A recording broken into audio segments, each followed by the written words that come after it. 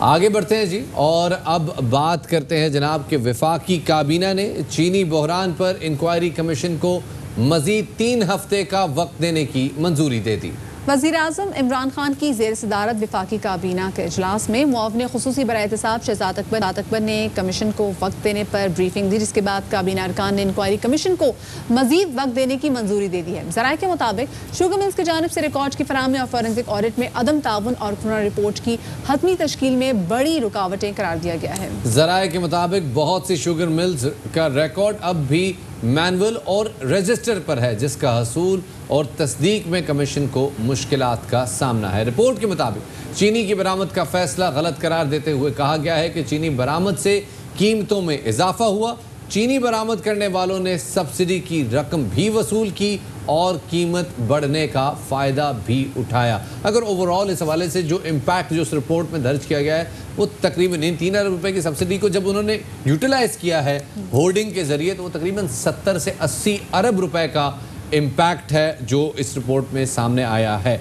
और इस हवाले से बात करने के लिए हमारे साथ सूबाई वज़ीर खुराक पंजाब जनाब अब्दुल अलीम खान साहब, बहुत शुक्रिया अलीम खान साहब वक्त देने के लिए। सर, ये बताइएगा कि फॉरेंसिक रिपोर्ट की तैयारी के लिए मज़ीद अब वक्त क्यों दिया गया है? क्या नताइज कुछ मुख्तलिफ हासिल करने की तवक्को है या ऑडिट में कुछ गड़बड़ है? देखें, जो फॉरेंसिक रिपोर्ट है वो बड़ी ज़िम्मेदारी का काम है और मैं समझता हूँ कि जिन लोगों ने उसके ऊपर के जो काम कर रहे हैं उनके ऊपर बहुत बड़ी ज़िम्मेदारी है। पूरी कौम जो है उसके ऊपर नज़र रखे हुए है और वज़ीर-ए-आज़म साहब का ये कौम से वादा है कि उन्होंने अपने हुकूमत में कोई ऐसा काम जिससे उनको लगे कि कहीं पे भी कोई अवाम का पैसा लूटा गया है या उसके साथ कोई बेईमानी हुई है, उसको हमने बेनकाब करना है। इसलिए अगर उसके अंदर उनको अपनी तजावीज़ देते हुए या इस पूरी इंक्वायरी करते हुए उनको किसी और टाइम की ज़रूरत थी या इंक्वायरी के अंदर उनको मज़ीद जो है वो शहादतें इकट्ठी करनी है या उनको कोई और इन्वेस्टिगेशन करनी है, तो इस पर उनको टाइम देना चाहिए। ये मेरा नहीं ख्याल कि इससे कोई उसकी जो रिपोर्ट है उसकी कोई नौयत जो है इससे तब्दील होगी।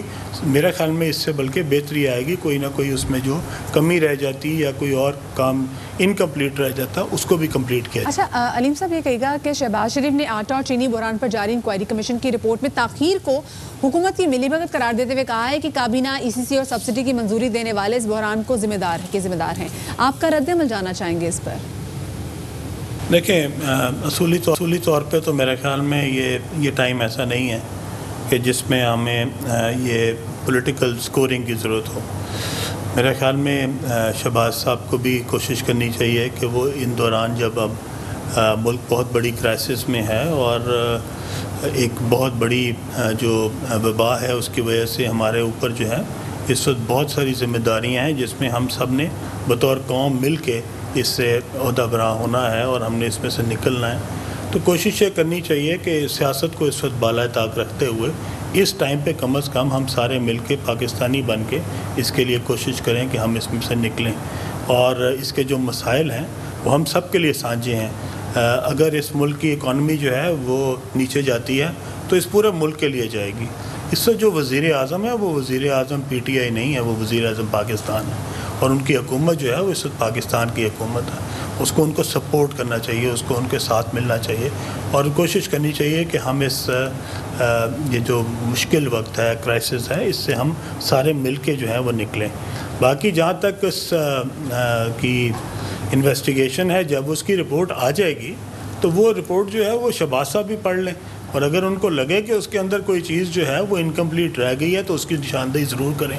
अगर उनको लगे कि कोई जो इसके अंदर कल्प्रेट्स हैं जिन्होंने इसके अंदर कोई ऐसा काम किया जिसकी उनको सज़ा मिलनी चाहिए और वो बच रहे हैं और उनको सज़ा नहीं मिल रही, उसकी निशानदेही भी ज़रूर करें, उनका वो हक़ है।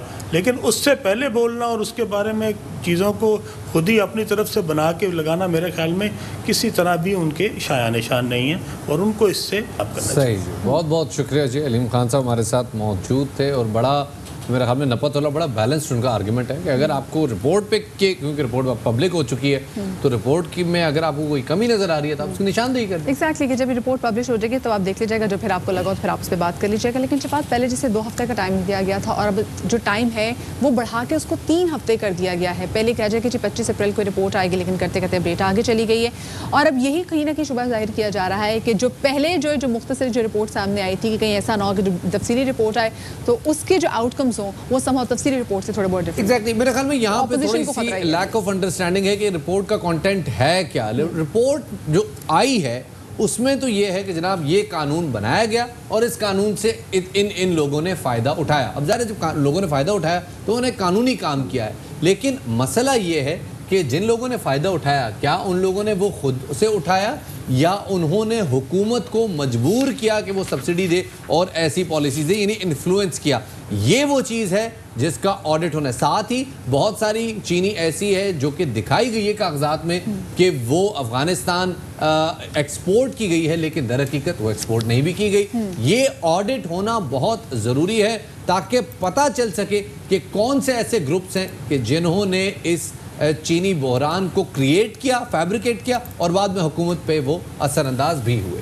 बिल्कुल शफात, आपने बिल्कुल सही बात की।